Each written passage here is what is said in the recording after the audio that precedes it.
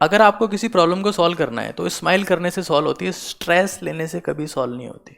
कई लोग तो ऐसे हैं जो कह रहे हैं कि सर हमने पेपर से एरोप्लेन बनाया, वो एरोप्लेन विपिन रावत जी के हेलीकॉप्टर से टकराया, गिर पड़ा हेलीकॉप्टर। मतलब हमने एक बार एक टेस्ट में बहुत भयंकर मेहनत कर ली और उसके बाद अब हमको लगता है कि हमारे नंबर क्यों नहीं आए। नहीं आए तो उसको छोड़ो, ये अपने काम की चीज़ ही नहीं है। तो भाई कंसिस्टेंसी सबसे इंपॉर्टेंट चीज़ है।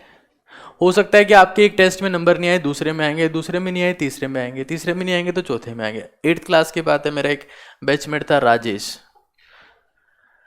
8th क्लास में हमारी क्लास में मेरा गलती से फर्स्ट रैंक आता था क्योंकि ज़्यादा बच्चे नहीं थे उसमें। अब जहाँ दो बच्चे हो मान लो हैं, तो बोले मेरा फर्स्ट रैंक आता है। बोले कितने बच्चे हैं? बोले एक ही बच्चा है। 10-12 बच्चे थे तो मेरा उनमें फर्स्ट रैंक आता था। एक बच्चा ऐसा था जिसके शुरू में मार्क्स बहुत कम आते थे, लेकिन उसका मैथ्स में इंटरेस्ट था। बाकी सब्जेक्ट में उसका कोई खास इंटरेस्ट नहीं था, मैथ्स में उसका थोड़ा इंटरेस्ट था। मैथ्स में उसके नंबर खास नहीं आते थे बट इंटरेस्ट था उसका, उसमें लगातार वो कंसिस्टेंटली मेहनत करता था। उसके मार्क्स टाइम के साथ साथ में, इंटरेस्ट उसका था, उसमें मेहनत कर रहा था, टाइम के साथ साथ में इंक्रीज़ होना चालू हुए, इंक्रीज़ हुए। हाफ ईयरलीज में उसके मार्क्स मेरे से सिर्फ 1 नंबर कम था। और जब ईयरली एग्जाम में, उस वक्त 8वीं क्लास हमारे टाइम पे बोर्ड एग्जाम था, उसके मैथ्स में 99 मार्क्स आए थे और मेरे 97 मार्क्स आए थे। अगर मेरे 99 आते तो मेरा पूरा जयपुर डिस्ट्रिक्ट में फर्स्ट रैंक होता। मेरा 8th रैंक आया था उस वक्त। 2 मार्क्स के डिफरेंस से बहुत रैंक चेंज हो जाती। इंटरेस्ट आपको टॉपर से भी आगे ले जाता है। He was consistent. तो अब आपको वो चीज़ शो करनी पड़ेगी क्योंकि वो कोई और शो नहीं कर सकता। इंटरेस्ट आप ही को शो करना होता है। मैं आपको एक बहुत इंटरेस्टिंग बात बताता हूँ जो मुझे समझ में आई अभी कल परसों में, और बहुत अमेजिंग चीज़ है, होपफुली आपको भी समझ में आएगी।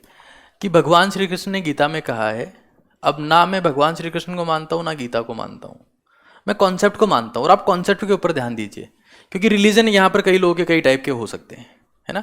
हाँ, एक शक्ति है, उसको हम सबको मानना चाहिए। कई लोग अलग अलग टाइप के हो जाते हैं। तो बहुत इंटरेस्टिंग बात कही है और इतनी अमेजिंग बात है, मतलब गीता में कही हुई तो सारी बातें अमेजिंग है। कॉन्सेप्ट की बात कर रहा हूँ मैं, किताब धर्म स्पेसिफिक बात नहीं कर रहा हूँ। कई लोग कहेंगे कि भगवान श्री कृष्ण को हम क्यों माने, कई यहाँ पर ऐसे खिलाड़ी हो सकते हैं। हम तो राम जी को मानते हैं, या कोई कहेंगे हम अल्लाह को मानते हैं, कई कहेंगे हम गुरु गोविंद साहब को मानते हैं, कई लोग हो सकते हैं। तो I am just being neutral about all these. उनका ये कहना है कि ज़िंदगी में अगर आपको किसी प्रॉब्लम को सॉल्व करना है तो स्माइल करने से सॉल्व होती है, स्ट्रेस लेने से कभी सॉल्व नहीं होती। अब आप खुद इस चीज़ को अप्लाई करके देखिए अपनी ज़िंदगी में। दुनिया में चाहे जो प्रॉब्लम हो वो सिर्फ स्माइल करने से ठीक हो सकती है। मान लीजिए आप लोग किसी एक दुकानदार के पास में गए, 10 रुपये कुछ सामान लिया आपने, आपके पास 8 रुपये है।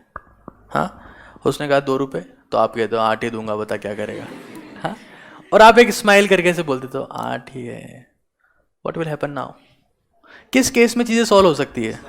सेकंड वाले केस में, इन विच यू आर स्माइलिंग, और आप ये बोलो कि 8 ही है तो क्या कर लेगा बता। हाँ, so this is a feature कि आप खुद स्ट्रेस ले रहे हैं। तो आपके पास में जो भी समस्या है, जो भी प्रॉब्लम है, उसको स्ट्रेस नहीं, you have to smile, and that is the only solution at the end, because you can not change the problems most of the times. अगर आप स्ट्रेस लेंगे तो कभी आप प्रॉब्लम सॉल्व ही नहीं कर पाएंगे।